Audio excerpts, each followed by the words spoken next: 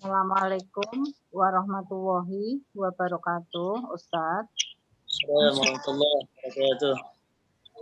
Bismillahirrahmanirrahim. Alhamdulillahi alladzi binikmatihi tatimmus sholihat. Segala puji bagi Allah yang nikmatnya sempurna. Assalatu wassalamu ala rasulillah nabiyina Muhammad bin Abdillah wa alihi wa ashabihi wa mawala.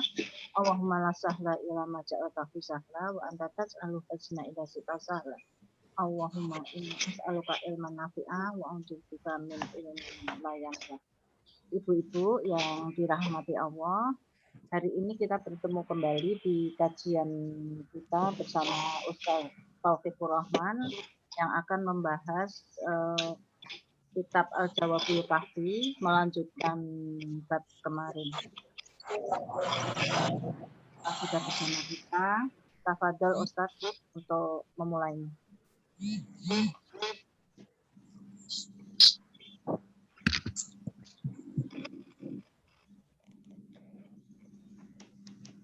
Baik, di ini ya Bu ya, di maksiat ini efeknya mengurangi umur ya Bu ya? Iya. Ya itu ya. Coba Umi lihat perintahnya, Mak.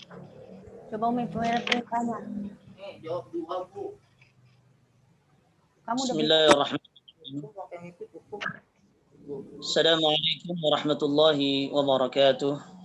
Waalaikumsalam warahmatullahi wabarakatuh. Alhamdulillah rabbil alamin. والعاقبة للمتقين ولا عدوان إلا على الظالمين والصلاة والسلام على أشرف المرسلين نبينا محمد وعلى آله وصحبه أجمعين وبعد اللهم إنا نسألك علما نافعا ورزقا طيبا وعملا متقبلا. Segala puji milik Allah Subhanahu wa taala yang telah memberikan berbagai macam nikmatnya kepada kita, baik nikmat zahir maupun batin. Salah satunya alhamdulillah di hari yang mulia ini, di hari Arafah ya. Alhamdulillah kita masih dalam keadaan sehat. Mungkin di antara kita ada yang tidak berhalangan melakukan puasa Arafah, dan juga dari awal masuk bulan Dzulhijjah dan memperbanyak ibadah-ibadah, zikir-zikir, puasa-puasa dan yang lainnya. Alhamdulillah ya, Allah masih memberikan kenikmatan ibadah, manisnya ketaatan kepada Allah Subhanahu wa taala, dan kita pun dipertemukan dengan bulan Dzulhijjah sampai di hari Arafah ini. Tentu kita berharap mudah-mudahan Allah memberikan umur yang berkah kepada kita, dan seluruh amalan-amalan kita yang sudah kita lakukan diterima oleh Allah Subhanahu wa taala, dan Allah senantiasa mengampuni kesalahan dan dosa-dosa kita, dan juga dosa kedua orang tua kita dan saudara-saudara kita. Salawat teriring salam semoga tercurah dan terlimpahkan kepada uswah dan qudwah kita, baginda alam Nabi Muhammad sallallahu alaihi wasallam, juga kepada keluarganya, sahabatnya dan seluruh pengikutnya. Para ummahat yang dirahmati Allah Subhanahu wa taala, insyaallah kita lanjutkan kembali kajian kitab Al-Jawabul Kafi, melanjutkan bab di bulan yang lalu ya. Ini melanjutkan tentang dampak negatif maksiat, dampak buruk dari maksiat. Al-Qayyim Al-Jauzi mengatakan anna al-ma'asiya taqsurul umra. Habisin dulu aja airnya. Barakatahu wala budda. Maksiat, perbuatan-perbuatan durhaka kepada Allah itu memendekkan umur seseorang dan juga menghilangkan keberkahannya. Wala budda itu pasti, tidak mungkin tidak. Seperti kebaikan juga itu menambah dalam umur kita dan menambah keberkahan umur kita. Begitu pula kejahatan akan mengurangi umur kita dan mengurangi keberkahannya. Sehingga di masa penciptaan Allah Subhanahu wa taala kepada nenek moyang kita dan juga orang-orang setelahnya, umur manusia itu begitu panjang. Ada yang sampai 1000 tahun, ada yang sampai 500 tahun, ada yang sampai 300 tahun, ya. Bahkan ada orang-orang yang dianggap sudah mandul pun karena saking tuanya, baik perempuan atau laki-laki, mereka tetap bisa memiliki momongan. Karena keberkahan di kala itu luar biasa, baik keberkahan umur atau panjangnya umur, ya. Seperti yang Allah berikan kepada Nabi Ibrahim alaihissalam, pada Nabi Zakaria alaihissalam, ya. Insyaallah. Baik. Dalam hal ini para ulama ya berbeda-beda penafsiran. Apa yang dimaksud ya maksiat atau perbuatan durhaka ini memendekkan umur, sedangkan umur ini sudah ditakdirkan oleh Allah Subhanahu wa taala. Nah ya. Nah di sini dikatakan oleh sebagian ulama, umrul asi huwa dhahabu barakati umrihi wa mahqu alaih wa hadha haqqun. Sebagian ulama berpendapat yang dimaksud umur maksiat, umur orang yang maksiat ini pendek adalah umur orang yang maksiat hilang keberkahannya. Keberkahan umurnya hilang. Dan banyak tidak terpakai dalam hal-hal yang bermanfaat. Dan ini tentu pasti. Ini pengaruh negatif dari maksiat. Orang yang melakukannya, keberkahan umurnya akan hilang. Jangankan maksiat yang sudah jelas, sesuatu yang syubhat atau yang tidak penting saja, bayangkan. Para sufaha, orang-orang yang akalnya kurang, mereka menonton bola di malam hari. Bayangkan, waktu istirahatnya akan dikurangi, akan kurang. Untuk tidur, untuk mungkin saja ya untuk melakukan ketaatan membaca Al-Quran, untuk sholat 2 atau lebih dari sholat-sholat sunnah. Bayangkan itu. Yang memang itu masih syubhat, apakah itu kategori haram yang mutlak atau yang syubhat. Ya. Lihatlah orang-orang yang gila dengan bola. Malam-malam jam 2 dia bangun untuk nonton bola aja. Sekalipun dia salat, dia tidak akan khusyuk karena akan terkonsentrasi untuk melihat bola atau memikirkan siapa jagoannya yang menang. Seperti itu, lihat. Itu hal-hal yang masih kategorinya ijtihadi, apakah masih kategori maksiat atau hal yang tidak penting. Apalagi maksiat yang sudah jelas. Ya.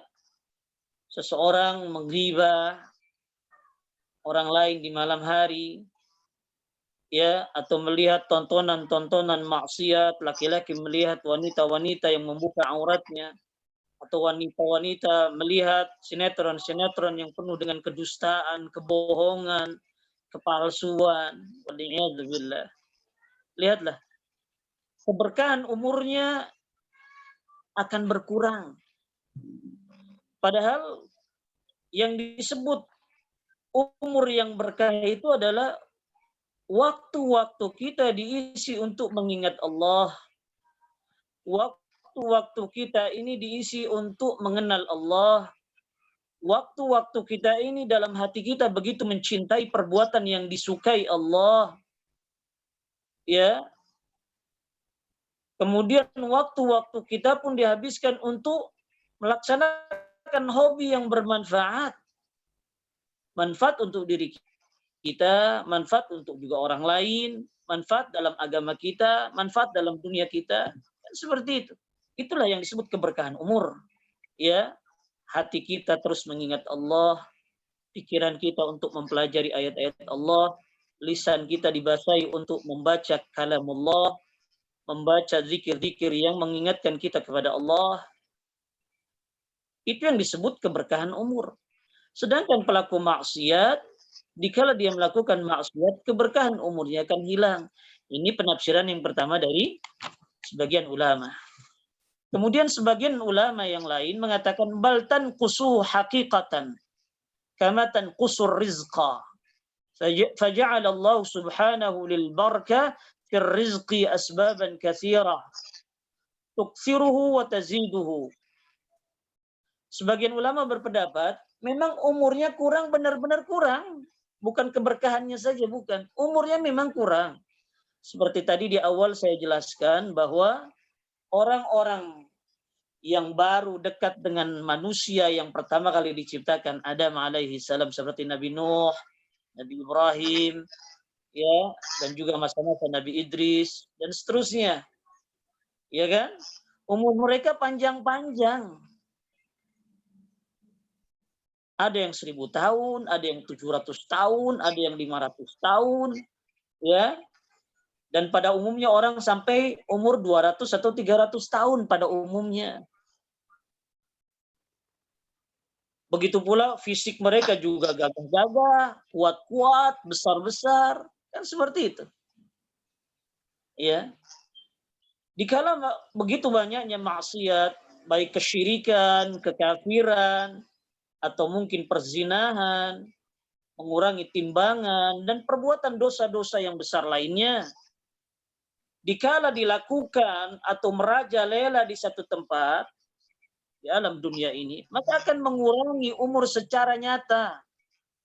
Ya contohnya, seperti umat Rasulullah sallallahu alaihi wasallam ini, yang memang maksiat begitu varian, bermacam-macam, yang melebihi daripada masa-masa dulu. Umur mereka pendek-pendek. Apalagi dikala ditimpa pandemi seperti ini ya. Banyak dari kawan-kawan saya pun yang masih muda-muda, belum pada menikah, baru umur 22, 25, sudah banyak dicabut oleh Allah Subhanahu wa taala. Ya. Banyak sekali, bukan hanya orang-orang tua. Ya. Di masa-masa pandemi seperti ini. Lihatlah, dikala maksiat begitu banyak dan orang hobi dengan maksiat, baik dengan HP-nya, baik dengan televisinya, atau di alam nyatanya. Mereka terlalu sibuk dengan dunianya, memikirkan uang, dunia, uang, dan seterusnya. Sampai lupa, lalai dengan mengingat Allah dan memperbanyak ibadah kepada Allah. Betul-betul umur itu nyata, kurang betul. Jarang orang sampai 100 tahun, jarang orang sampai 90 tahun, amat jarang. Amat jarang. Dan kata Imam Ibnul Qayyim, sebagian ulama memiliki penafsiran betul-betul kurang umurnya dibandingkan orang-orang terdahulu yang mungkin ketaatannya lebih hebat daripada kita. Dan maksiatnya pun tidak semarak dan sebanyak sekarang. Begitu pula kata Imam Ibnul Qayyim, seperti rizki sajalah. Rizki kalau dipakai untuk maksiat itu berkurang keberkahannya. Berkurang betul rizkinya dan akan bangkrut orang yang alokasikan rizki dari Allah untuk maksiat. Jika orang melakukan maksiat dengan perbuatannya dan hartanya, pasti sebelum ujung hidupnya, sebelum akhir hidupnya, dia akan dikurangi rizkinya. Rizki makannya dikurangi, gak nikmat lagi karena banyaknya penyakit. Bahkan ada yang terlarang untuk memakan ini dan memakan itu. Ya, sekalipun mungkin uangnya banyak, rumahnya besar, tapi dia sudah tidak ada kekuatan untuk melangkah ke kamar satu dengan yang lainnya, sudah gak kuat. Uangnya banyak, tapi sudah dikurangi kenikmatan untuk makan, kenikmatan untuk bepergian, kenikmatan untuk tidur. Ya Allah ya Karim. Uang banyak di tabungan, tapi makan ini nggak boleh, minum ini nggak boleh. Banyak larangannya. Ini pun namanya mengurangi rizki. Bukankah kenikmatan makan kita itu adalah rizki yang luar biasa dari Allah? Kenikmatan ibadah kita itu rizki dari Allah. Kenikmatan uang kita bisa dialokasikan kepada ini, kepada itu yang baik, yang dicintai Allah, itu rizki yang luar biasa dari Allah. Dikala orang melakukan maksiat, rizkinya akan dikurangi. Sekalipun mungkin saja hartanya banyak, tapi dia tidak akan bisa dan mau mengalokasikan hartanya yang banyak dalam ketaatan kepada Allah. Bahkan hatinya sempit, kalau kurang sedikit saja, wah sempit betul hatinya. Seolah-olah dia sudah mau jatuh miskin. Padahal baru sedikit dipakainya. Belum lagi penyakit yang mendera kepadanya, yang mengurangi nilai-nilai kenikmatan, menikmati apa yang Allah berikan kepada dia. Sampai-sampai ada seorang pengusaha batubara, Bu, di Jakarta ini ya, orang Kalimantan. Umur baru 37 tahun. Suksesnya dahsyat. Tapi sudah kadar gulanya tinggi, ya, kadar gulanya begitu tinggi, padahal dalam puncak kesuksesannya, usahanya ya, sampai-sampai ya beliau sendiri sudah tidak ada kekuatan untuk menyalurkan biologisnya, untuk memenuhi batiniah, kebutuhan biologis istrinya, karena gula darahnya tinggi sekali. Makanan pun harus pantang ini dan itu, ya Allah ya Karim. Padahal umurnya masih muda. Tapi kenikmatan rizki dari Allah, ya berupa menikmati hasil usahanya, berupa uang, berupa mobil, berupa rumah, bahkan berupa istri. Sudah banyak yang hilang. Ya Allah ya Karim. Akibat apa? Akibat kehidupannya dipenuhi dengan maksiat. Akibat pikirannya banyaklah lain mengingat Allah Subhanahu wa taala. Waktu-waktunya tidak digunakan untuk mengkaji ayat-ayat Allah, untuk salat dan yang lainnya. Ya Allah ya Karim. Lihatlah bagaimana dikala seorang yang maksiat dikurangi umurnya secara nyata, kenikmatan hidupnya pun dikurangi oleh Allah. Subhanallah tabarakallah. Seperti itu. Ya. Kemudian sebagian ulama berpendapat ta'thirul ma'asi fi mahqil umri innama huwa bi an tafutahu haqiqatul hayat wa ya hayatul qalbi. Ada penafsiran ulama, maksudnya umur orang yang durhaka ini akan berkurang atau pendek dan juga keberkahannya juga hilang, adalah hakikat hidupnya hilang. Hakikat kenyataan hidupnya akan hilang dan sia-sia. Dan itu adalah kehidupan hati, di dalam hati. Karena kesenangan itu semua sumbernya dari hati. Ya, coba saja ibu dikasih harta banyak, tapi ibu cemas terus. Apalagi banyak pikiran, pikirin ini, mikirin itu. Coba, mana ada kesenangan sekalipun harta banyak. Yang ada seolah-olah seperti hidup kita sempit dan susah. Itu kan? Sehingga para ulama menyatakan, sebagian ulama menyatakan, hakikat hidup itu senangnya dengan senangnya hati. Selamatnya hidup itu jauh dari penyakit, ya, jauh dari was-was, ya selamatnya hati. Ya. Begitu pula khusyuknya kita dalam ibadah. Ya kan kosongnya hati dari memikirkan sesuatu kecuali ibadah yang akan kita laksanakan atau sedang kita laksanakan. Sehingga kita bisa khusyuk. Nah, hati semua muaranya. Pokoknya semuanya hati. Sehingga Allah menjadikan orang kafir sebagai orang mati. Bukan orang yang hidup. Kenapa? Karena hatinya sudah tertutup, tidak mau menerima kebenaran, dan tidak mau melakukan kebaikan-kebaikan yang Allah sukai, yang Allah ridhai. Sehingga dikatakan orang kafir itu amwatun ghairu ahya. Mereka orang mati, nggak hidup. Karena hakikat hidup itu adalah dikala hati ini hidup, ya, dan hidupnya hati itu adalah dengan mengenal Allah, dengan mengkaji ayat-ayat Allah, dengan melaksanakan apa? Sunnah-sunnah Rasulullah, senang dengan kebaikan yang Allah juga perintahkan dan Rasulnya perintahkan. Itulah hidupnya hati. mengenal Allah, mencintai Allah, menyukai perbuatan yang dicintai Allah dan diperintahkan Allah. Itulah hidupnya hati. Sehingga umur manusia itu durasi hidupnya bukan umurnya yang panjang. Tapi di mana umurnya, hidupnya dipakai untuk mengenal Allah, untuk mengingat Allah, untuk melaksanakan perintah Allah. Selalu senang hidupnya bergabung dengan orang-orang yang mencintai Allah, yang makrifat dengan Allah, yang mahir dalam Al-Quran, yang mengamalkan Al-Quran. Durasi hidup manusia dikala dikatakan mereka adalah hidup yang sebenar-benarnya hidup adalah durasi hidupnya dipakai untuk kebaikan. Seperti kita punya harta, yang dikatakan orang yang kaya itu kan kata Rasulullah apa? Orang yang dikasih rizki hidupnya di hari itu untuk makan dia dan keluarganya. Maka dia sudah dikatakan orang yang cukup. Ya, bukan orang yang banyak simpanannya, banyak hartanya, bukan.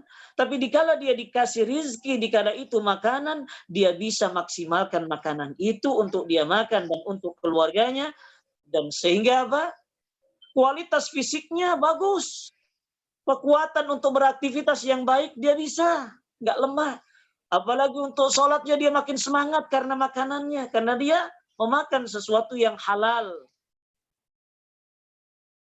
Jadi bukan hartanya yang menumpuk, tapi sakit lagi, menumpuk, sakit lagi. Sampai untuk dirinya saja dia nggak kuat melakukan kebaikan, apalagi untuk orang lain. Begitu pula dalam sholatnya, dia nggak kuat berlama-lama. Kenapa? Karena sudah hilang kekuatan di fisiknya. Hartanya yang banyak tidak bisa membantu dia untuk taat kepada Allah. Karena untuk disimpan, bukan untuk dimaksimalkan, untuk dipakai. Dan sampai menyebabkan kualitas fisiknya bagus. Sehingga dalam Islam itu, kuantitas itu nomor 2. Yang jelas, yang diutamakan adalah kualitas. Makanya dokter-dokter kan menyarankan kalau makan jangan banyaknya, Bu. Tapi perhatikan makanannya bervitamin apa enggak. Kan gitu kan? Bukan dilihat banyaknya, tapi kualitas makanan kita sehingga membuat badan kita sehat, kuat. Kan seperti itu. Begitu pula umur. Ya, bukan kuantitas banyaknya atau panjangnya umur kita 100-200 tahun, tapi bagaimana? Kualitas kita memaksimalkan waktu-waktu kita, durasi hidup kita dalam ketaatan, dalam hal yang bermanfaat untuk diri kita dan orang lain. Itu yang jadi tujuan hidup. Nabi kita Muhammad SAW diberikan umur pendek ketimbang nabi-nabi terdahulu dan umatnya. Tapi beliau bisa memaksimalkan durasi hidupnya untuk ketaatan. Waktu-waktunya untuk ketaatan kepada Allah. InsyaAllah. Sampai beliau menjadi Sayyidul Mursalin, pimpinan para Rasul. Sayyidu waladi Adam, pimpinan manusia. Masya Allah, Masya Allah. Begitu pula umatnya.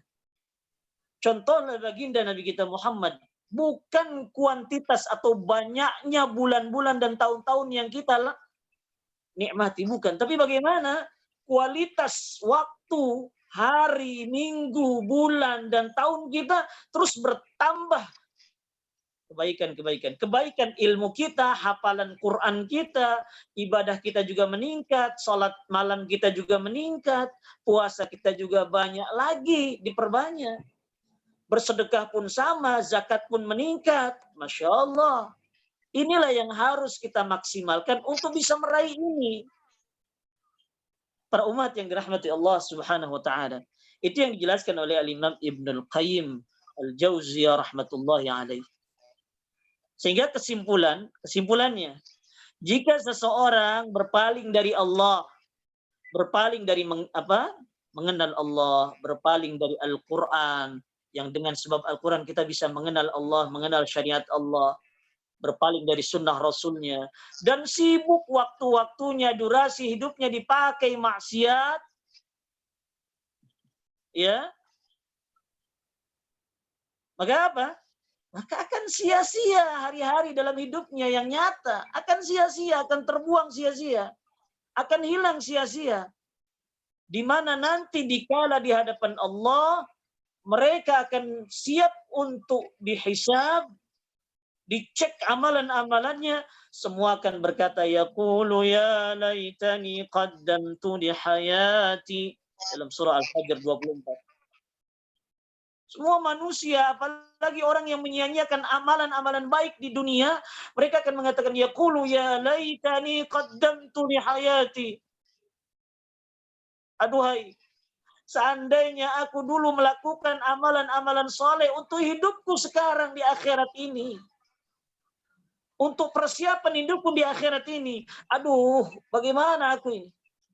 Celaka aku tidak dulu di dunia tidak melakukan amalan-amalan soleh.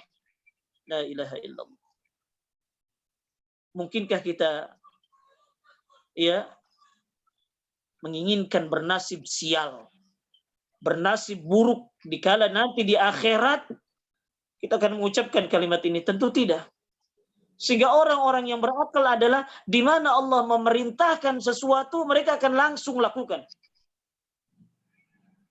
Dan tidak memperdulikan ucapan manusia, nyinyiran manusia, yang pastinya mereka kebanyakan mengikuti hawa nafsu dan mencela orang-orang yang taat kepada Allah. Dan membencinya, dan bahkan ingin mengusir dan membunuhnya. Wal'iyadzubillah. Inilah yang digambarkan oleh Imam Ibnul Qayyim. Dampak negatif dari maksiat adalah mengurangi umur kita dan keberkahannya. Kemudian pasal selanjutnya, dari efek negatif maksiat, efeknya nih ya yang bisa kita rasakan ketika kita senang dengan maksiat, ketika kita sudah ya terbiasa melakukan maksiat. Annal ma'asi tazra'u amsalaha wa yulidu ba'daha ba'dan hatta ya'izza 'ala al-'abdi mufaraqatuha wal khuruju minha. Maksiat, satu maksiat ini dikala kita lakukan akan menanamkan, akan melahirkan maksiat yang lain. Coba orang mungkin saja ya, dikala dia minjam karena faktor kebutuhan dia ya, minjam ke bank lah contohnya. 10 juta dia anggap remeh lah, karena mungkin penghasilannya besar. Tapi setelah itu apa? Setelah itu dia apa? Setelah terbayar, bahkan belum terbayar pun kalau sudah dia apa? Ditawarkan lagi, tapi karena merasa mampu, akhirnya apa? Dia akan minjam lagi ke bank. Melakukan transaksi riba. Kalau dia sudah bisa memiliki uang yang cukup, ya, bisa jadi dia akan memperbuat maksiat yang lain. Dulu dia penderita, minjam ke bank, ya, bayar ribanya. Karena dia sudah punya, dia sekarang pemakan ribanya. Dia kreditkan kepada orang lain barang-barang, atau dia pinjamkan kepada uang lain barang, tapi dengan transaksi riba. Mungkin saja di antara kita ada yang punya uang, kemungkinan ada keluarga kita di kampung minjam uang karena butuh, minjam 10 juta. Kemudian apa? Kata saudara kita di kampung, nah ini gadeannya sawah saya 1000 meter. Ya, kata saudara kita, ambil datu kalau panen. Ya, ambil kalau panen hasil sawah ini. Ini kan ambil panen ini kan sudah masuk kategori riba kan. Setiap pinjaman yang mendatangkan manfaat untuk yang meminjamkan, maka hukumnya riba. Itu kaidah para ulama, dan hadis ini memang dhaif tapi dijadikan kaidah oleh para ulama. Setiap orang yang meminjamkan sesuatu kemudian mengambil manfaat dari orang yang meminjam, maka riba hukumnya. Coba lihat, yang tadinya mungkin dia sebagai penderita, sekarang sebagai pemakan riba. Dan itu banyak, nggak sedikit. Mereka mencontoh kemaksiatan pelaku riba, kemudian dia sekarang sebagai pelakunya, pemakannya. Ya. Begitu pula mungkin awalnya orang melihat ya di televisi atau di media-media sosial, di internet, ya, melihat orang berpacaran, orang melakukan ya perzinahan, baik perzinahan yang kecil atau yang besar. Ya, kemudian dalam hatinya akan terdorong bagaimana bisa melakukan perzinahan seperti yang dia tonton. Makanya tidak sedikit orang melakukan apa? Wal'iyadzubillah, perzinahan, pemerkosaan, pencurian dan yang lainnya. Awalnya kan dari pandangan dulu, dari tontonan dulu. Sampai tontonannya nggak bisa lepas ngelihat itu lagi maksiat. Sampai dia berkeinginan melahirkan maksiat yang lain. Yang tadinya cuma nonton ingin melakukan. Wal'iyadzubillah. Sampai kalau sudah maksiat jadi hobi, wah, berat seseorang berpisah dari maksiat. Berat seseorang keluar dari perbuatan-perbuatan maksiatnya. Seperti orang kalau bangun tidur ingin melihat televisi, kalau sudah jadi hobi, ya, itu bangun tidur, ya sudah. Yang dia cari remote. Sama sekarang orang sudah jadi kebiasaan megang HP. Mau bangun tidur, mau sebelum tidur, mau dalam keadaan lenggang, ataupun dalam keadaan bekerja, itu HP nggak lepas-lepas itu. Karena sudah jadi kecanduan orang, sudah jadi gaya hidup juga. Bangun tidur yang dicari bukannya zikir dulu, alhamdulillah, iya kan? Mengucapkan ya alhamdulillahilladzi ahyana ba'da ma amatana wa ilaihin nusyur. Mengucapkan la ilaha illallah wahdahu la syarikalah. Ya, minta ampun rabbighfirli. Ini enggak, yang diingat mana HP saya. Kan begitu kan? Begitu pula pelaku-pelaku maksiat. Ya, mereka akan berat meninggalkan maksiat. Bahkan mau tidur dan bangun tidur yang dia pikirkan bagaimana maksiat yang akan dia perbuat. Wal'iyadzubillah. Hingga sebagian salafus saleh mengatakan apa? Inna min uqubatis sayyi'ah as-sayyi'atu ba'daha. Hukuman orang yang melakukan maksiat, dia ingin melakukan maksiat lagi setelah itu. Baik maksiat yang sudah dia lakukan atau maksiat yang lain. Terus punya rencana ingin melakukan maksiat ini. Wal'iyadzubillah. Lihatlah orang yang pacaran, ya. Awalnya ingin berkenalan, cuma dekat-dekat saja, seterusnya apa? Megang-megang, terusnya mungkin bercumbu, setelahnya berzina, wal'iyadzubillah. Wa inna min sawabil hasanah al-hasanatu ba'daha. Begitu pula dikala orang berbuat kebaikan, satu kebaikan, dia ingin menambah kebaikan yang lain. Sehingga seorang ketika melakukan amalan, satu amalan yang baik, itu dibisikkan oleh malaikat, ayo kamu berbuat itu juga dong. Kebaikan itu juga dong. Kan begitu. Ya, seperti orang mau melangkah ke masjid. Iya kan? Ya. Kemudian dia sholat berjamaah. Dibisikkan lagi kan oleh malaikat, kamu duduk dulu berzikir. Kalau sudah berzikir, kamu duduk dulu, jangan keluar dulu dari masjid, berdoa. Mungkin kalau bawa uang, kamu jangan tinggalkan masjid ini dulu. Ya, itu di dalam kantongmu ada uang, entah receh, entah besar, terserah. Intinya dia ingin menceploskan infak atau uang untuk diinfakkan di jalan Allah di masjid. Kan pasti begitu. Ya. Jadi ketika seorang melakukan satu kebaikan, kebaikan yang lain pun ibaratnya seperti iri. Ayo dong, lakuin saya juga dong, perbuat saya juga dong. Kan begitu. Insya Allah. Ya. Seperti orang yang menikah. Ya mungkin dikala bujang atau dikala perawan, mereka masih takut memilih anak, memiliki anak. Karena melihat mungkin orang tuanya kalau punya anak banyak begini dan begitu. Kalau punya anak tuh ribet dan begitu. Tapi dikala mereka memberanikan dirinya untuk menikah, dalam hati mereka kayaknya kalau cuma berdua sepi, pengen punya anak.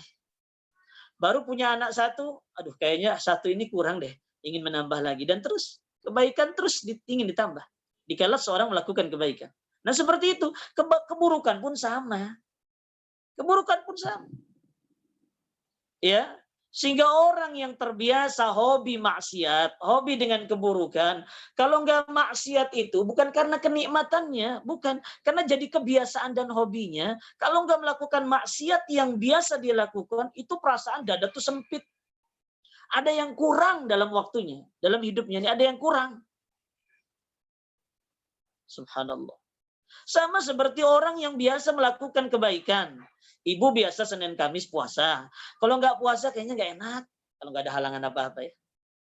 Ibu biasa tahajud. Kalau nggak tahajud itu kan nggak enak kayaknya. Ada yang hilang. Ibu bisa bersedekah setiap hari. Kalau nggak bersedekah kayaknya ada yang kurang. Nah begitu. Sama pelaku maksiat pun sama.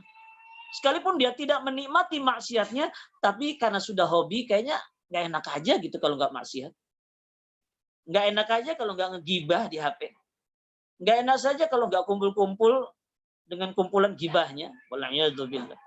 Sama seperti ibu biasa mengaji di hari Senin, taklim di hari Senin. Kalau nggak taklim, aduh, kayaknya gimana gitu. Ada yang hilang sesuatu dari dirinya. Iya, Masya Allah. Sehingga jadikanlah hobi kita adalah hobi dalam kebaikan. Dan jangan pernah dijadikan hobi kita dalam keburukan. Wala'iyadzubillah. Para umat yang dirahmati Allah Subhanahu wa taala. Baik.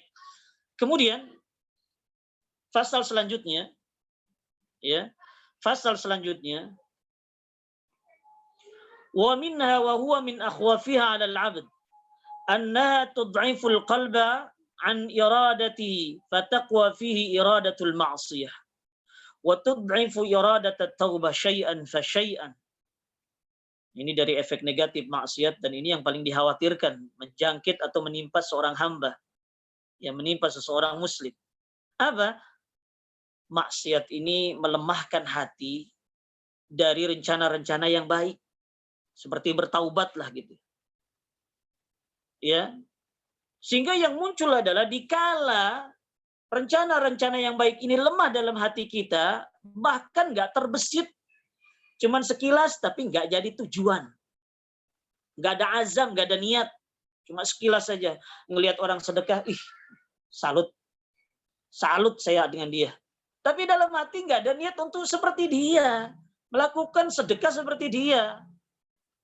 Sehingga kalau lemah iradah, perencanaan dan niat yang baik dalam hati, maka yang ada yang muncul adalah fataqwa fihi iradatul maksiyah. Keinginan maksiat itu kuat. Punya uang, bukannya punya perencanaan seperti orang-orang yang baik, senang bersedekah dengan hartanya. Malah yang dia pikirin apa? Ingin memperbanyak harta, ingin mengoleksi mobil-mobil mewah. Ingin memperbanyak beli-beli rumah yang nggak ada manfaatnya. Bukan untuk disewakan atau apa, bukan. Untuk pamer aja. Untuk membanggakan diri bahwa dia adalah orang sukses. Dia orang berharta. Yang kuat nih keinginan-keinginan maksiat.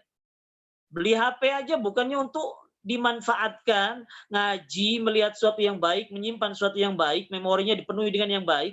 Tapi apa? Beli HP cuma ingin yang mahal, menyimpan hal-hal yang buruk. Ya, kalau anak-anak muda itu menyimpan film-film drakor tuh apa? Ya drama Korea kan semacam itu kan. Nyanyi-nyanyi, artis-artis, dan bahkan untuk apa? Hanya untuk TikTok-TikTokan gitu ya. Agar banyak orang yang menyukainya. Ya. Nah, kan seperti itu kan. Wala'iyadzubillah. Dikala orang diberikan, diamanai oleh Allah sesuatu yang baik, tapi kemudian tidak ada perencanaan untuk mengalokasikan yang baik yang diamanai oleh Allah itu dalam ketaatan kepada Allah, maka yang kuat adalah perencanaan maksiat. Ingin sombong. Iya kan? Ingin bermewah-mewahan, bermegah-megahan, dan itu aja dalam pikirannya. Kekuatan maksiat itu dahsyat. Wal'iyadzubillah. Ingin poya-poya saja. Waktu-waktunya pun ingin bersenang-senang, berleha-leha, tanpa memikirkan apa yang sudah dia lakukan di hari itu dari ibadah dan hal yang bermanfaat. Tidak pernah memikirkan itu. Sehingga apa? Wa tud'ifu iradatat taubah syai'an fa syai'an. Orang kalau sudah perencanaan maksiatnya begitu menancap dalam hatinya, keinginan ingin taubat itu lemah sedikit-sedikit sampai nggak mau dia bertobat. Sampai ada orang sudah mampu bahkan untuk pergi haji plus saja ya, itu mampu di sini ada. Seorang pengusaha sukses lah. Ya. Apa? Istrinya mau berhaji, suaminya enggak mau. Ya. Karena dia beranggapan sholat aja masih bolong-bolong katanya. Main-main perempuan aja masih sering gitu ya. Maksudnya bukan dengan istrinya ya. Dan istrinya sudah tahu itu ya. Wal'iyadzubillah. Dan istrinya ingin bertobat dengan berhaji juga, berumroh juga kan. Ya. Tapi suaminya nggak mau. Nah ini lihat. Bagaimana maksiat ini melemahkan orang untuk bertobat pelan-pelan. Ila an tansalikha min qalbihi iradati taubah bil kulliyah. Sampai-sampai nanti hatinya udah nggak mau tobat lagi lah.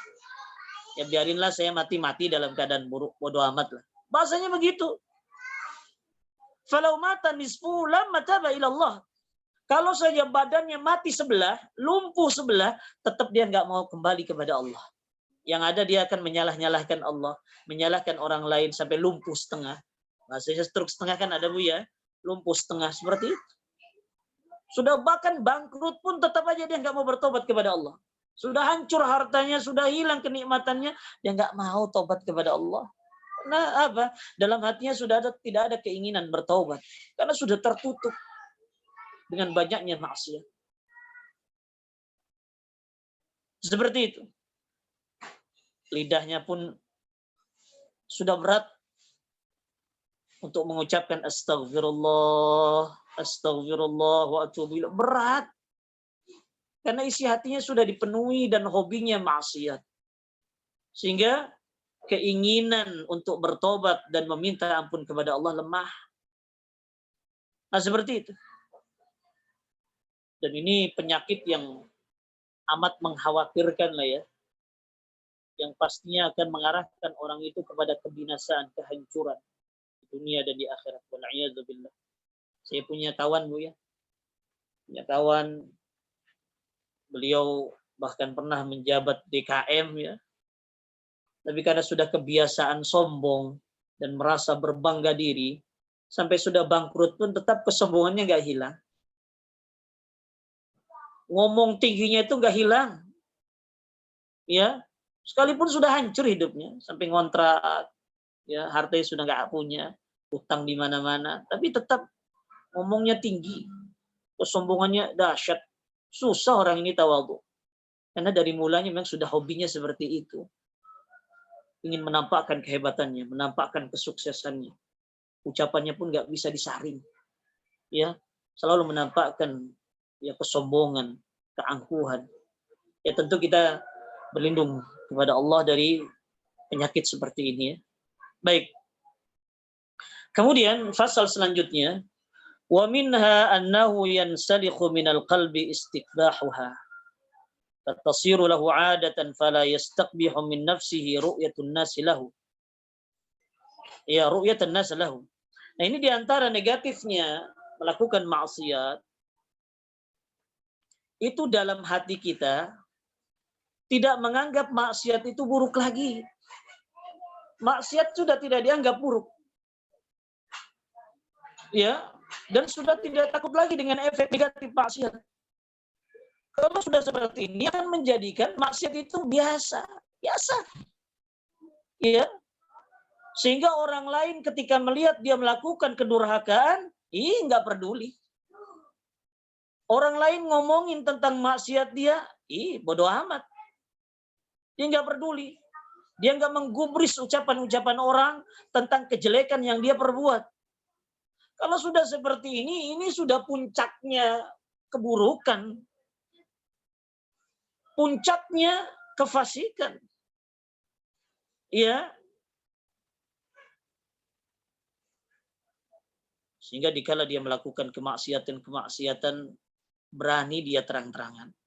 Dia nggak peduli orang mau ngomong apa. Ya, mau nyela apa nggak peduli. Yang penting dia nikmat, enjoy dengan maksiatnya. Ya Allah, di hadapan orang dia berani melakukan maksiat. Di hadapan orang dia nggak malu pinjam-pinjam riba, nggak malu dia. Di hadapan orang dia nggak malu bercumbu dengan bukan istrinya. Di hadapan orang dia nggak malu pegang-pegangannya bukan dengan mahramnya. Ya Allah ya Karim. Nggak malu dia berdua-duaan. Nggak malu dia mencuri. Nggak malu dia melakukan transaksi sogok menyogok. Ya Allah ya Karim. Ya Allah ya Karim.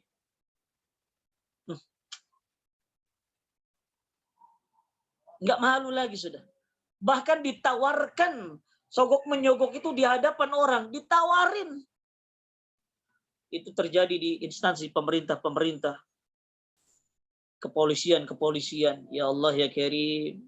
Ya termasuk mungkin di kalangan orang umum gitu ya.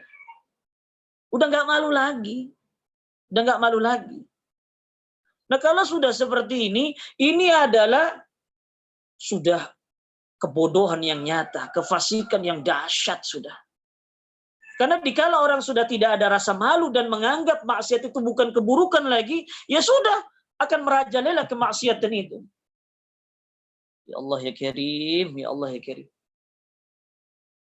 Kita sering melihat kan janji-janji palsu para pejabat, para pemimpin-pemimpin kita, kedustaan-kedustaan. Udah nggak malu mereka berdusta, nggak amanah, udah nggak malu lagi. Ya Allah ya Karim. Kalau sudah seperti ini, taubat itu jauh dari pikiran mereka. Dan taubat itu pun pintu-pintunya akan tertutup buat orang semacam itu. Karena merasa udah baik-baik aja. Istighfar beres. Itu pun kalau istighfar. Yang penting mereka mah baik aja. Bahkan sedekah dianggapnya sedekah. Padahal uang korupsi. Uang hasil dari sogok menyogok. Ya Allah ya Karim. Sehingga Rasulullah sallallahu alaihi wasallam mengatakan kullu ummati mu'afa illa al-mujahirun. Semua umatku diampuni kecuali orang-orang yang terang-terangan melakukan maksiat. Orang udah nggak malu lagi. Orang udah nggak nganggap maksiat itu maksiat. Ya Allah ya Karim. Ya. Jadi kalau orang sudah terang-terangan melakukan maksiat, kedurhakaan, nggak ada malu dan nggak menganggap maksiat itu keburukan dan nggak perlu dimalu-malukan, ya sudah, nggak diampuni oleh Allah kalau orang seperti itu. Karena akan mencontohkan dan berdampak buruk kepada orang lain, bukan kepada dirinya sendiri saja. Orang lain pun akan mencontoh dia. Dan dalam hadis ini dijelaskan wa inna minal ijhar ayasturallahu 'alal 'abdi thumma yusbihu yafdahu nafsahu wa yaqulu ya fulan amiltu yawma kadza wa kadza ya tahtiku nafsahu faqad bata yasturuhu rabb. Termasuk dari apa? Terang-terangan yang tidak diampuni oleh Allah Subhanahu wa taala. Dikala dia melakukan maksiat, Allah tutupi, orang lain gak ada yang tahu. Di malam hari dia melakukan maksiat. Ya, melakukan kedurhakaan, nyuri kah, rampok kah, sogok menyogok kah, pacaran kah, berzinah kah, minum khamr kah, melakukan transaksi riba kah itu. Di malam hari orang gak ada yang ngelihat. Atau mungkin di tempat sepi orang gak ada yang ngelihat, malah disebarkan ke orang lain jadi tahu. Dan ini termasuk ijhar, dia melakukan kemaksiatan terang-terangan. Allah ya Karim. Sampai ada pegawai-pegawai pemerintahan mengatakan kalau nggak sogok menyogok kami ngandelin gaji nggak bisa, nggak bisa beli mobil, nggak bisa beli rumah, nggak bisa beli motor, paling buat makanan juga habis, itu pun harus kasbon. La ilaha illallah. Udah ditutup-tutupi ngapa diterangin? Kenapa dibicarakan ke orang lain? Cukuplah dia yang tahu dengan maksiatnya dan beristighfarlah kepada Allah. Jangan bangga dengan maksiat. Akhirnya ketika diceritakan begitu orang lain mendengar, dia juga pengen punya cita-cita begitu.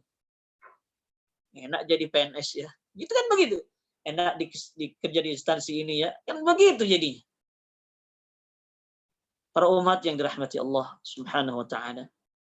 Kemudian dikatakan oleh Imam Ibnul Qayyim, "Anna kulla ma'siyatin minal ma'asi fahiya mirathun an ummatin minal umam allati ahlaka Allah azza wa jalla." Setiap maksiat, kedurhakaan kepada Allah, seluruhnya itu semuanya warisan. Warisan dari umat-umat terdahulu yang Allah sudah hancurkan.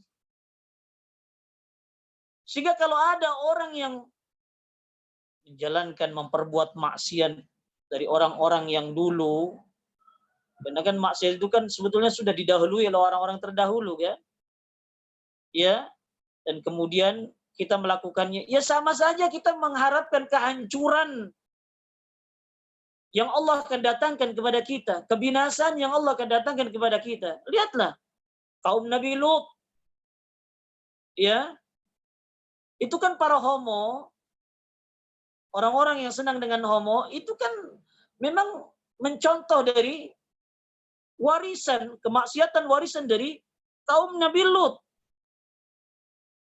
Iya kan? Dulu kami ketika kecil diceritakan oleh guru-guru kami, oleh orang tua kami, ada laki-laki suka dengan laki-laki, tidak terbayang.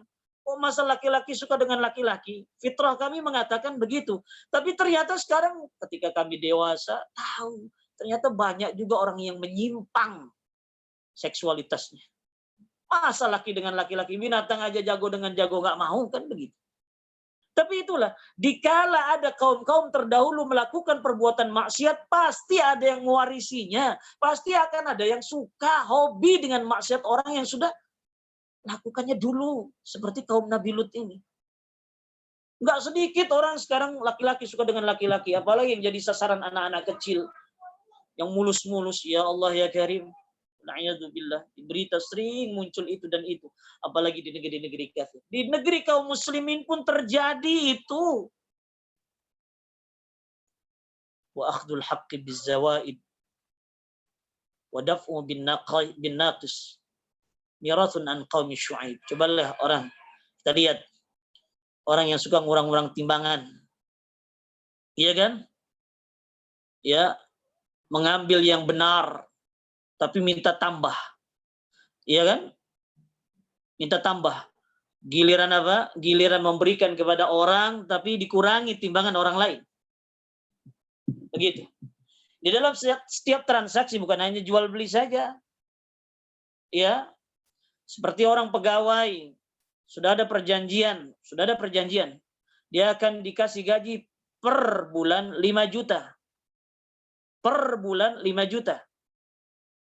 Ya, dia tidak ada kesalahan apapun, tapi ternyata orang yang memiliki, orang yang menjadi atasannya mengurangi hak pegawainya. Padahal tidak ada, ya mungkin waktu-waktu yang dia bolos, ya kan, atau cuti atau sejenisnya lah gitu ya. Dia melakukan perkara sesuai perjanjian, sesuai tugas dia, tapi kemudian dikurangi. Ah, ini pekerjaan kaum Nabi Syuaib. Ya, mereka dalam transaksi jual beli, nimbang-nimbang, ya kan? Nimbang-nimbang sayur buah-buahan, korma dan sejenisnya. Ya, dengan harga misalkan 100.000, tapi ternyata tidak mencukupi timbangannya, kurang dari sekilo. Kadang cuman 8 on atau 9 on misal gitu ya. Misal, nggak sampai 1 kilo. Padahal dia bilang 1 kilo, duitnya dia pengen tetap seperti yang disebutkan 100.000, tapi dia memberikan kepada si pembeli kurang timbangannya. Dalam transaksi apapun, termasuk sering juga kita mengurangi takaran kita. Ketika kita ibadah kepada Allah, kewajibannya ini, sunnahnya begini, tapi kadang kita korupsi.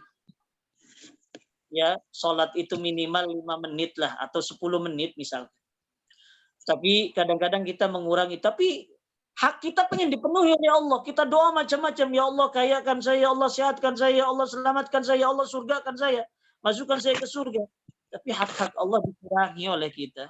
Disuruh khusyuk nggak khusyuk, disuruh tartil baca nggak tartil, disuruh tumaninah nggak tumaninah. Tapi kita pengen dikasihnya banyak. Ini juga masuk kategori mengurangi takarannya. Bukankah Allah berfirman wailul lil mutaffifin, celaka untuk orang-orang yang mengurangi takaran, timbangan. Jadi orang semacam ini sudah didahului oleh kaumnya Nabi Syuaib. Dan ini orang-orang setelahnya mewarisi perbuatan maksiat. Na'udzubillah. Itu pula apa? Kesombongan. Merasa besar di permukaan bumi. Merasa berkuasa. Akhirnya berbuat kerusakan-kerusakan. Ini kan warisan dari perbuatan Firaun dan kaumnya kan? Iya kan? Ini warisan dari Firaun dan kaumnya yang merasa besar, merasa tidak bisa tertandingi, merasa paling hebat, merasa yang paling berkuasa, sampai nggak mau turun, sampai-sampai dia ngaku sebagai Tuhan. Dan kalau Tuhan mah nggak bisa diturunin, kalau raja kan bisa diturunin, dikudeta. Tapi kalau Tuhan nggak, bisa jadi ada orang-orang di masa sekarang tidak ingin turun, sampai-sampai ingin jadi presiden seumur hidup. Dan merasa tidak ada yang pantas orang lain untuk menggantikan posisinya. Wal'iyadzubillah. Ini sudah didahului oleh Fir'aun dan kita cuma mewarisinya aja. Orang-orang macam-macam itu ya cuma mewarisi aja. Nah, seperti itu. Ya. Baik. Kemudian kata Imam Ibnul Qayyim rahmatullahi alaih, dikala orang memperbuat perbuatan orang-orang yang sudah dibinasakan oleh Allah itu, Fir'aun, kaumnya Nabi Syuaib, kaumnya Nabi Hud, kaumnya Nabi Nuh. Dikala kita melakukan perbuatan-perbuatan itu, maka kita pun termasuk orang-orang yang akan dimusuhi oleh Allah, bukan dicintai, dimusuhi, bahkan dibinasakan oleh Allah entah kapan. Wallahu a'lam. Wallahu a'lam. Di dunia dia akan disengsarakan, sebelum wafatnya di akhirat apalagi. Mereka akan disengsarakan, disiksa dengan neraka-neraka. Wal'iyadzubillah. Wal'iyadzubillah. Begitu. Oleh karena itu, Abdullah bin Ahmad dalam kitab Zuhud, ya, beliau meriwayatkan dari Malik bin Dinar. Malik bin Dinar ya mengatakan, Allah pernah mewahyukan kepada seorang nabi dari nabi-nabi Bani Israel agar mengucapkan kepada kaumnya, agar menasihati kaumnya dengan nasihat, la tadkhulu madakhila a'da'i wa la talbasu malabisa a'da'i wa la tarkabu marakiba a'da'i wa la tat'amu mata'ima a'da'i wa la tat'amu mata'ima a'da'i fatakunu a'da'i kama hum a'da'i. Ini nasihat siapa? Nasihat Nabi-Nabi Allah, sebagian Nabi Allah dari kalangan Bani Israel. Dan ini diwahyukan kepada mereka dari Allah Subhanahu wa ta'ala. Agar apa? Mereka jangan masuk ke tempat-tempat musuh-musuhku. Jangan berpakaian seperti pakaian musuh-musuhku. Dan jangan naik kendaraan seperti kendaraan musuh-musuhku. Dan jangan makan seperti makanan musuh-musuhku, kata Allah. Maka jika kalian memperbuat itu, ya, tidak melaksanakan larangan Allah ini, ya, melanggar, malah masuk ke tempat-tempat musuh, akan jadi berpakaian sama, duduk bersama mereka musuh-musuh Allah, maka kalian akan jadi musuhku seperti mereka pun jadi musuhku, kata Allah. Dan di dalam Musnad bin Hanbal rahmatullahi alaih, ya, dari hadis Abdullah bin Umar dari Nabi sallallahu alaihi wasallam, kata Rasul apa? Bu'ithu bisayf baina yaday sa'ah. Aku ini diutus dengan pedang, dengan peperangan yang banyak di antara hadapan kiamat. Dekat kiamat itu dengan diutusnya aku. Nah, dalam hadis yang lain, antara kiamat dengan Rasulullah diutus itu seperti ini, Bu. Dekat ya, atau seperti ini. Dekat sekali jaraknya. Ya, tapi sudah ribuan tahun ya. Ini kan dalam hitungan manusia. Dalam hitungan Allah kan dekat sebentar. Ya. Jadi kata Rasulullah, aku diutus dengan pedang, yakni dengan peperangan yang banyak. Dan seperti dalam sejarah Rasul, Rasul itu dari pertama diutus sampai akhirnya selalu melakukan peperangan. Udah. Hatta yu'badallahu wahdahu la syarika lah. Sampai Allah Subhanahu wa taala disembah, betul-betul disembah. Sekalian begini. Rizqi tahta dhilli dan dijadikan umatku di bawah bayang-bayang tombakku. Maksudnya apa? Maksudnya dikala umat Islam ini kuat bala tentaranya, kuat fisik mereka, dan mereka ditakuti oleh orang-orang kafir, maka rezeki itu akan melimpah. Tapi kalau tidak, ya tentu seperti keadaan sekarang. Bahkan kita nggak berperang pun seperti dijajah oleh orang-orang kafir dan musyrik. Sumber daya alam kita diambil, ya, dan umumnya rakyat ini sengsara, hidup dalam kemiskinan dan garis kemiskinan yang luar biasa. Dahsyat sekali. Padahal kita adalah negeri yang baldatun thayyibatun wa rabbun ghafur, yang gemah ripah loh jinawi. Tapi kenapa seperti ini? Karena lemahnya tentara-tentara Islam yang tidak berani melawan senjata dan tentara-tentara orang-orang kafir. Sudah ciut hatinya. Wal'iyadzubillah. Wa ju'ila dhillah atau dhullah was-sigharu ala man khalafa amri. Dan kata Rasulullah, kehinaan, ya, kenistaan itu ditimpakan kepada orang yang menyelisihi perintahku. Kata Rasulullah begitu. Jadi kata Rasulullah, orang yang menyelisihi sunnah Rasul akan dihinakan oleh Allah. Orang yang tidak mau menjalankan praktek hidupnya Rasul, baik ibadahnya dan transaksi dan akhlaknya, maka mereka akan ditimpakan kehinaan. Mereka akan ditimpakan kehinaan dan kehinaan. Wal'iyadzubillah. Dan akan jauh dari kebaikan. Dan Rasul mengatakan, وَمَنْ تَشَبَّهَ بِقَوْمٍ فَهُوَ مِنْهُمْ. Orang yang menyerupai satu kaum, maka mereka termasuk dari mereka. Darinya, kita menyerupai orang-orang kafir dalam ibadah kita. Menyerupai orang-orang kafir dalam akhlak kita. Menyerupai orang kafir dalam berbisnis kita. Maka kita termasuk dari mereka. Jangan pernah kita menyerupai orang-orang kafir. Karena syariat kita, ajaran agama kita sudah sempurna dan kita tidak perlu mengikuti mereka. Justru mereka yang cemburu dengan syariat kita. Dengan syariat Islam. Dengan syariat agama kita. Mereka menginginkan seperti apa yang dimiliki oleh orang-orang Islam. Sehingga banyak dari orang-orang Yahudi mencontoh orang Islam. Sehingga mereka jadi mulia sekarang.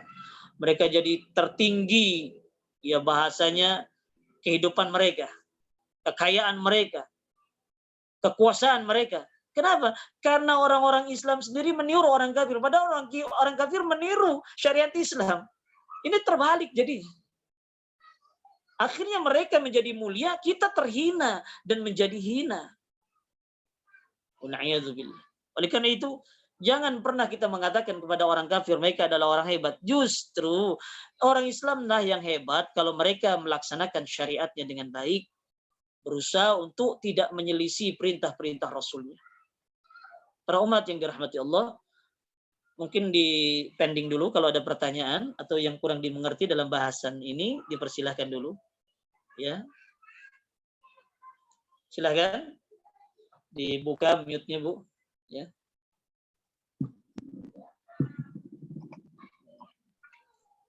Pending dulu silahkan kalau ada yang kurang dimengerti. Ya. Bismillah. Afwan Ustadz, kalau yang suka ujian SIM itu kan kalau ujian nggak lulus-lulus, terus akhirnya kan pada lewat-lewat itu. Ya. Apa namanya? Ya itu gimana Ustadz? Iya. Jadi kalau memang itu sengaja dilakukan oleh pemerintahnya itu sendiri ya, dipersulit. Karena kan ada sogok menyogok yang memang kategorinya berat ya ponisnya, sudah dilaknat. Karena Rasul sendiri mengatakan la'anallahu ar-rashi wal murtashi. Allah melaknat orang yang nyogok dan yang menerima sogokan. Itu kan sudah kategorinya laknat, dahsyat. Tapi dikala ada negeri atau tempat seperti kita lah ya, ya sebetulnya kita tahu polisinya pun udah nggak jujur, ya memberikan ujian tuh yang aneh-aneh aja gitu kan. Bahkan saya pun yang sudah mungkin puluhan tahun naik motor, kalau ujian praktek belum tentu lulus saya. Ya, yang sudah puluhan tahun naik motor berarti gitu ya. Ngelihat areanya atau tempat tesnya aja dahsyat itu liak-liuknya. Ngengkol-ngengkolnya itu udah dahsyat. Kalau lewat garis sedikit udah gagal. Ya. Akhirnya memang mereka ingin disogok. Mereka menginginkan yang disogok. Kalau memang kita sudah mencoba dan tidak berhasil, tapi mereka menginginkan disogok, maka tetap hukumnya haram, tapi dampaknya lebih kecil daripada sebelumnya. Maksudnya memang langsung pengen nyogok gitu ya. Dosanya lebih kecil daripada itu. Ya. Udah nyogok aja lah, ribet-ribet amat. Nah, inilah yang besar dosanya. Yang sudah pengen nyogok dari awal saja. Nggak mau coba-coba dulu, ya. Ini yang gawat. Ini yang mungkin dahsyat ya, laknat Allah kepada mereka yang langsung melakukan itu, ya. Begitu. Tapi seandainya nih, memang dari pihak kepolisiannya sudah menawarkan, udah nggak usah tes, langsung aja datang kepada kami, bayar sekian, cuma uji teori, kita bukan menyogok kalau gitu ya, karena mereka yang menawarkan. Seperti saya nih, ya membuat SIM mobil ya. Ya, kata Pak Polisi, Ustaz, atau carilah kawan-kawan, udah uji teori aja, nggak usah uji praktek. Ya berarti mereka yang menanggung dan mereka membuat aturan. Jadi kami langsung uji teori saja, dan ya yang lulus, yang enggak suruh diulang lagi biasa. Gitu ya. Dan itu bukan sogok namanya. Kalau mereka membuat aturan memang mau mengizinkan itu ya. Yang membuat aturan itu. Ya baik. Jelas ya Bu ya? Ya, Ustaz. Ini ibu-ibu juga banyak gitu kan. Udah nggak usah tes Bu. Ini aja lah, tes teori aja. Sini kumpulin kawan-kawan. Sekian bayar. Ya udah. Bukan sogok namanya. Gitu. Ya. Syukran Ustaz. Ya, betul.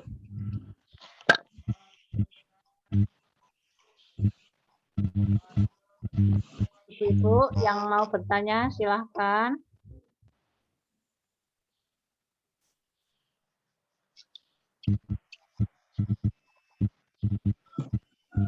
Kalau nggak ada, saya lanjut dulu ya. Satu pasal lagi ya. Atau 2 pasal lagi. Kalau tidak ada ya. Baik. Kita lanjut dalam pasal selanjutnya. Dampak mudarat dari maksiat adalah annal maksiat sababun lihawanil abdi ala rabbi wa suqutihi min aini. Maksiat ini menjadi penyebab seorang hamba dalam pandangan Allah begitu hina. Hina dalam pandangan Allah, rendah dalam pandangan Allah Subhanahu wa taala. Begitu. Sehingga Al-Imam Hasan Basri mengatakan hanu alai fa'asaw. Ya. Mereka hina dalam pandangan Allah diakibatkan maksiat mereka. Akibat kedurhakaan mereka. Walau azu alai la'asamahum. Seandainya mereka mengagungkan Allah, memuliakan Allah dengan tidak melakukan kedurhakaan, dengan berusaha meninggalkan maksiat, la'asamahum, pasti Allah akan menjaga mereka. Pasti Allah akan menjaga mereka dari kehinaan, dari musibah, dari bencana-bencana yang membuat mereka hina dina. Sehingga kata Imam Hasan Basri, wa idza hana al-'abdu 'ala Allah lam yukrimuhu ahadun. Kalau orang udah hina di mata Allah, siapapun makhluk, siapapun manusia, gak bakal ngemuliain dia, gak bakal menghormatin dia, gak bakal membuat menjadikan dia sebagai orang terhormat, gak bakal. Dan itu dijelaskan dalam Al-Quran pada surah Al-Hajj ayat 18. Wa man yuhinillahu fama lahu min mukrim. Siapa yang Allah hinakan, maka dia tidak akan ada yang memuliakan. Enggak ada yang memuliakan kepada dia. Ya. Sehingga kata Al-Imam Hasan Basri, kalau ada orang yang menghormati dan memuliakan dia secara kasat mata, itu karena orang yang memuliakannya butuh dunia kepada dia, butuh jabatan kepada dia, atau mungkin saja takut dari keburukan mereka, keburukan orang-orang itu. Ya, padahal dalam hatinya orang yang pura-pura memuliakan itu dongkol. Orang kayak begini bodoh-bodoh jadi begini, bodoh-bodoh jadi lurah, bodoh-bodoh jadi ya orang brengsek begini, orang tukang tipu begini jadi bupati, orang brengsek gini jadi presiden. Itu contoh ya. Ya, jadi kalau orang sudah melakukan kedurhakaan, kedustaan, tidak amanah dan yang lainnya kemaksiatan, di mata Allah sudah hina. Kalau di mata Allah sudah hina, secara otomatis orang udah nggak ada yang menghormati dia sebetulnya. Nggak ada seorang pun mau menghormati dia. Kalau ada pun itu karena apa? Ya nipu lah. Karena butuh aja, ada butuhnya aja, ada kepengennya aja. Ya. Kalau enggak mah wah, udah dicaci maki orang itu. Udah dihinakan orang itu. Kan seperti itu. Sehingga kalau kita merasa diri kita nih ya, di hadapan orang begitu hina, padahal kita ya apa perbuatan saya? Ya itu karena dosa kita. Karena dosa kita, ya selagi kita berbuat baik sih nggak ada masalah. Tapi kalau saja orang sudah hampir orang kalau melihat wajah kita tuh enek, melihat tuh apa ngedengerin ucapan kita tuh nggak seneng. Berarti sudah banyak sekali kedurhakaan kita yang diperbuat. Ya, mendurhakai Allah Subhanahu wa taala sampai Allah ya sudah memandang kita hina. Kalau sudah Allah memandang hina ya berarti orang lain nggak akan ada yang muliakan kita. Siapapun orang kalau dekat-dekat kita udah nggak mau. Nggak mau sekali. Ya, wal'iyadzubillah. Tapi kalau penyakit jangan ya Bu ya. Penyakit semua adalah takdir dari Allah. Ada kalanya orang dikala pandemi seperti ini seolah-olah orang hina COVID ini orang yang dianggap sudah hina di mata Allah. Enggak begitu. Kalau penyakit itu ujian. Ya. Jangan pernah kita berprasangka buruk terhadap saudara-saudara kita karena terkena penyakit. Ya, seperti itu. Ya terkecuali memang dia pelaku maksiat yang kita sudah tahu dan dia terang-terangan melakukan maksiatnya. Ya, itu kecuali, ya. Baik. Kemudian yang terakhir yang dalam bahasan ini ya, ini kalimatnya singkat ya dari Al-Imam Ibnul Qayyim. Seorang hamba yang selalu melakukan dosa-dosa sampai dosa itu dianggap remeh olehnya. Dalam hatinya pun ya dianggapnya ringan-ringan aja lah dosa. Dan ini sudah tanda-tanda kebinasaan untuk orang ini ya. Akan binasa dia, akan hancur dia. Akan tersiksa dia dalam hidupnya kelak di hari kiamat. Akan hina betul dia. Kalau sudah dalam hatinya tidak ada takut berbuat dosa. Dosa itu ya begitu ringan dia perbuat. Dan kayak nggak berbuat kesalahan apa-apa. Ya. Nah ini udah tanda-tanda orang ini akan binasa. Orang ini akan dihancurkan oleh Allah Subhanahu wa taala dengan caranya Allah di dunia. Ya. Apalagi kelak di hari kiamat. Kenapa? Fa inna dzamba kullama saghura fi 'ainil 'abdi 'azuma 'inda Allah. Karena dosa kalau di mata seorang hamba sudah remeh, gampang sekali dia berbuat dosa. Dianggapnya ringan aja tuh dosa. Itu 'azuma 'inda Allah. Di sisi Allah akan besar. Karena orang yang menganggap dosa itu ringan, terus dia akan melakukan lagi, berulang lagi sampai dia nggak sadar di sisi Allah itu dosanya udah numpuk, udah besar. Sehingga Imam Bukhari dalam Sahih Bukhari meriwayatkan dari Abdullah bin Mas'ud. Ini ucapan Abdullah bin Mas'ud ya. Innal mu'min yara dhunubahu ka'anna fi asli jabalin yakhafu an yaqa alaih. Orang mukmin yang baik kalau dia berbuat dosa itu seolah-olah batu akan nimpa apa? Nimpa kepalanya dari puncak gunung. Orang mukmin yang baik, dosa sekecil apapun, seolah-olah ada batu dari puncak gunung menimpa kepalanya. Dia takut, dia hati-hati. Wa annal fajir yara dhunubahu kadhubabin waqa'a ala anfih faqala bihi hakadha fatara. Adapun orang-orang buruk, ini mukmin yang buruk ya, muslim yang buruk. Bukan orang kafir, bukan. Kalau orang kafir kita nggak bicara orang kafir. Orang muslim tapi buruk keilmuannya, buruk kelakuannya. Ya, biasa melakukan dosa. Dia melihat dosanya itu seolah-olah lalat yang nempel di hidungnya. Dia tinggal tepak gini, terbang tuh burung. Jadi dia anggap dosa itu gampang tobat, gampang diampuni oleh Allah. Gampang. Ya Allah ya Karim. Inilah sikap muslim yang buruk, yang sudah kecanduan dengan maksiat, kecanduan berbuat dosa. Baik. Mungkin itu saja yang saya bisa sampaikan dalam kesempatan ini ya Bu ya. Ya sebelum saya tutup mungkin ada pertanyaan-pertanyaan di permasalahan ini atau yang lain. Dipersilakan Ibu ya kalau ada.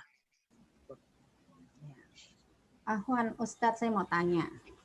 Ya. Ustadz, apakah kalau kita marah atau mengomel itu suatu perbuatan maksiat atau dosa? Terus yang kedua mengenai ini sedekah ya Ustadz.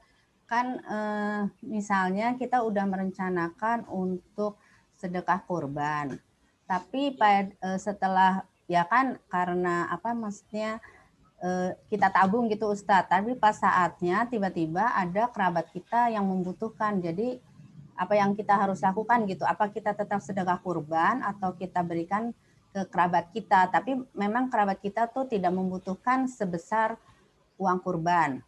Terus ini lagi Ustadz, apa sih namanya, kita kan ingin karena apa yang kondisi keuangannya kan yang pas-pasan, kita ingin bersedekah kan memilih ya, maksudnya memilih yang jariah gitu agar kelak kita bisa bawa ke akhirat.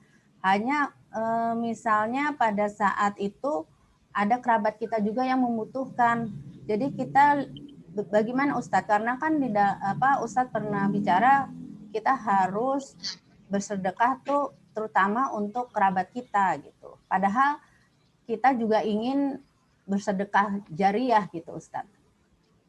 Iya. Makasih Ustadz. Baik. Pertama marah. Marah ini dosa apa enggak? Marah apa dulu? Kalau kita marah karena anak kita melakukan kemaksiatan kepada Allah, jelas kita harus marah. Tentu marahnya juga dengan ucapan-ucapan yang terkontrol. Kan begitu ya. Jangan mendoakan buruk kepada mereka, jangan. Tetap gitu ya. Dikala anak kita tidak sholat, kita marah. Padahal sudah dengan baik-baik dibangunkan, biasa lembut-lembut, tapi tetap dia mengulur-ngulur waktu sholat. Tentu kita harus tegas. Nah, sholat itu dengan nada yang keras seperti marah. Itu penting, ya, itu penting. Dan harus marah itu karena Allah. Tapi kalau marah yang tidak ada landasannya dan tidak karuan dalam bicaranya, ya tentu ini kategorinya maksiat. Ya, tentu ini kategorinya maksiat. Ya, begitu. Jadi ketika kemarahannya bukan landasannya karena Allah, ya jelas maksiat. Ya, begitu. Ya banyaklah Bu ya. Ya landasannya bukan karena Allah banyak marah. Ya pokoknya kalau landasannya bukan karena Allah, ya jelas marah itu ya termasuk arahan syaitan. Karena kata Rasulullah, al-ghadab minasyaitan. Marah itu dari syaitan, seperti itu. Dan Rasulullah Shallallahu Alaihi Wasallam memberikan tips-tips supaya kepada kita di kala marah supaya tidak mengandung dosa yang banyak, lebih baik kita diam kalau marah. Supaya memikirkan kalimat apa yang harus kita ucapkan. Ya. Jangan sampai mendoakan kalimat-kalimat buruk gitu aja. Ya. Ya. Kalimat-kalimat buruk mendoakan kepada orang yang kita marahi ya. Mati kamu, oh macam-macam didoakan orang yang kita marahi, jangan. Miskin kamu, celaka kamu, ya jangan. Ya. Begitu. Jadi marah yang karena Allah itu baik, itu pun harus disaring ucapannya. Ya, tapi kan manusia kadang-kadang juga tidak terkontrol dan hendaknya beristighfar saja kepada Allah dan meminta ampun kepada Allah dan minta diperbaiki akhlaknya. Ya kita semua juga saya kira rata-rata sering marah, apalagi perempuan-perempuan. Ya, yang emosinya lebih hebat daripada laki-laki. Ya. Ya hendaknya ya marahnya karena Allah dan juga berusaha di kala marah tuh jangan banyak berkata-kata. Jangan banyak ngomong sehingga akan keluar kalimat-kalimat buruk yang tidak sadar itu akan menimpa musibahnya kepada yang dimarahi atau kepada kita sendiri. Begitu. Ya. Dan itu dosa. Hendaknya ketika kita beristighfar, ketika kita marah, hendaknya mau yang baik marahnya atau tidak, hendaknya beristighfar saja. Yang minta ampun kepada Allah dan bertaubat. Ya. Kemudian yang kedua. Maaf, Ustadz marah. Maaf, Ustadz. Marah kok nggak ngomong gimana? Melotot doang. Ya. Jadi Rasulullah di kala marah, beliau kelihatan mukanya merah seperti dilempari biji delima. Ya. Beliau cuma diam dan melihat wajahnya dan matanya memerah. Begitu tuh, melotot. Ya, dengan isyarat. Kalau beliau sudah mulai reda baru ngomong. Supaya nadanya itu dan kalimatnya terarah. Gitu. Seperti Rasulullah mendengar Aisyah dituding berzina.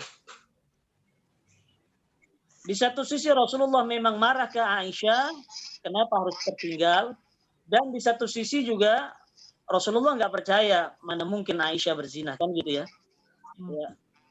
Dan kemudian beliau marah ketika turun ayat berkenaan tentang apa? Tapi beliau diam. Sampai-sampai kata Aisyah, Rasulullah itu nggak mengajak bicara saya sampai beberapa hari gitu ya. Sampai saya meminta izin untuk pulang kepada rumah orang tua saya, kata Aisyah. Ya. Dan akhirnya Rasulullah mempersilahkan Aisyah diam sampai turun ayat. Ya, sampai turun ayat. Begitu. Jadi Rasulullah diam. Sampai betul-betul terarah apa yang dia pikirkan dulu, mau ngomong apa, baru dia omongan. Untuk menasihati orang yang mau dimarahin. Nah itu sikap Rasulullah ya. Sikap Rasulullah yang harus kita contoh. Yang kita sendiri kadang-kadang jauh dari itu. Tapi minimal kita pengen mencontoh Rasulullah seperti itu. Diam. Diam. Diam dulu. Kalau sudah sedikit reda marahnya, baru ngomong baik-baik. Kalau perempuan kan nggak gitu, kadang-kadang spontanitas marahnya. Nggak bisa nahan emosi, langsung lempar-lempar gelas, lempar piring, pecahin kaca, dan macam-macam. Jangan. Ya, bahaya. Baik. Soalnya kadang-kadang kan ada yang apa ya, harus segera gitu loh. Teguran tuh harus segera gitu loh. Ya kalau segera, pikirkan kalimat apa yang harus terucap gitu aja. Ya, kalimat apa yang harus terucap? Ya, karena kan kalau segera bisa-bisa nyumpahin. Kalau ke anak kadang-kadang nyumpahin orang. Kalau ke tetangga kadang nyumpahin yang nggak benar, kan bahaya itu, bahaya. Ya, baik. Ya, kemudian yang kedua, tadi yang kedua apa Bu tadi? Bu apa? Bu Lita ya? Kurban Ustadz. Udah rencana mengumpulkan untuk kurban. Saya katakan duit kalau sudah dialokasikan untuk kurban itu jadi wajib. Duit kalau sudah ditabungkan untuk kurban itu hukumnya jadi wajib. Perhatikan Bu. Oh jadi wajib. Ya, tidak ada kurban jadi wajib kecuali karena dua hal. Pertama karena sudah dinadarkan, dan yang kedua hartanya sudah dialokasikan untuk korban. Itu sudah wajib. Jelas kan? Jadi kalau dibatalkan karena perkara-perkara yang tidak terlalu mendesak, bukan karena nyawa manusia, jangan. Kecuali karena nyawa manusia, kelaparan. Saudara saya kalau nggak dipinjam ini kelaparan, itu beda. Tapi kalau karena untuk kebutuhan dia, sekolah anaknya atau apa saja, korban ini nggak bisa dibatalkan kalau sudah dananya dialokasikan. Ya, jelas Bu? Jelas. Nah, yang ketiga, dikala ada kebutuhan keluarga, ini bukan sedekah jariah, mungkin dia butuh anak sekolah atau apa sejenisnya ya. Ya. Nah misalkan, ini kalau nggak dibayarin, ini anak bakal kena DO atau tidak boleh masuk sekolah. Misal ya. Sedangkan ibu juga pengen sedekah jariah di masjid. Ada wakaf tanah sekian meter, bisa wakaf di situ kan sedekah jariah ya. Itu misal. Bagaimana? Keluarga lebih didahulukan. Bersedekah kepada keluarga lebih didahulukan. Sekalipun di luar keluarga ada sedekah jariah. Begitu ya. Jelas, Bu? Ya, jelas. Kalau dua-duanya perkaranya sunnah ya, perkaranya sunnah. Ya. Baik. Ada lagi? Itu Jazakillah. kalau yang urusan keluarga nggak berhenti berarti yang untuk lainnya Iya. Kalau urusan keluarga nggak berhenti, dan keluarganya miskin banyak gitu ya. Bisa ya. padahal pengen ke masjid gitu. Ya, keluarga itu sudah cukup. Seperti misalkan, misal ya, saya hidup untuk pas-pasan keluarga saya aja nih, istri anak, nggak bisa sedekah kepada yang lain, itu misal. Ya karena keluarga aja misalkan berhutang sana, berhutang sini, misalkan ya, karena untuk memenuhi kebutuhan harian mereka untuk sekolahnya, maka nggak bersedekah ke yang lain, udah cukup saya dengan keluarga saya saja. Karena Allah batasi kadar rizkinya seperti itu. Sama dengan orang yang hidupnya membantu keluarga lagi, yang lain, ya paling cuma 1.000, 2.000, 10.000, 20.000, nggak bisa besar ke masjid ke yang lain. Udah dia cukup sudah. Yang terpenting itu harta itu dialokasikan untuk kita, keluarga kita, itu yang paling pokok. Adapun yang lain kalau ada kelebihan, kalau nggak ada kelebihan ya udah keluarga itu cukup. Dan itu sudah diamani oleh Allah segitu sudah.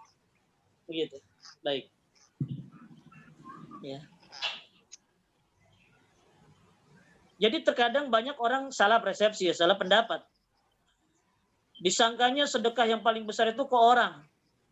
Sampai-sampai keluarganya, ya mungkin yatim yang di keluarganya tidak terpenuhi kebutuhannya. Ya, padahal mereka tidak akan bisa dipenuhi kebutuhannya kecuali dengan kita misalkan. Tapi kita lebih jor-joran kepada yang lain. Nah, itu salah kaprah itu ya. Salah kaprah. Baik.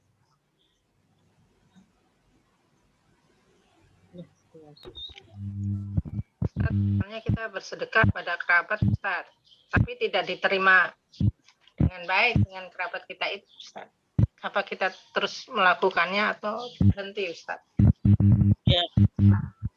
Jadi sesuatu silaturahim yang terbaik itu adalah dikala orang yang kita sambungkan memang putus dengan kita, atau mereka memusuhi kita, atau mereka tidak senang kepada kita, tapi kita terus mau menyambung.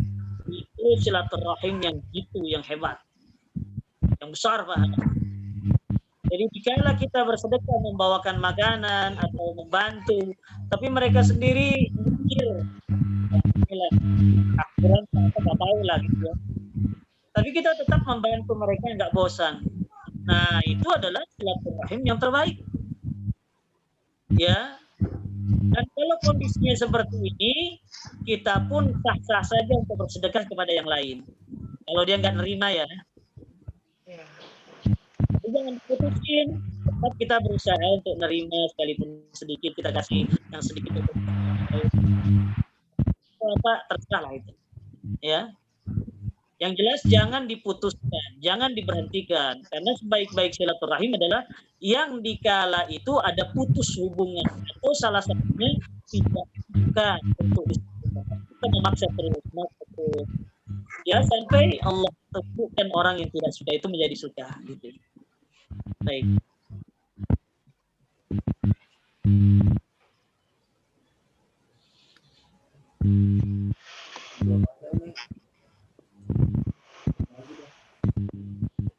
Ada lagi, Bu?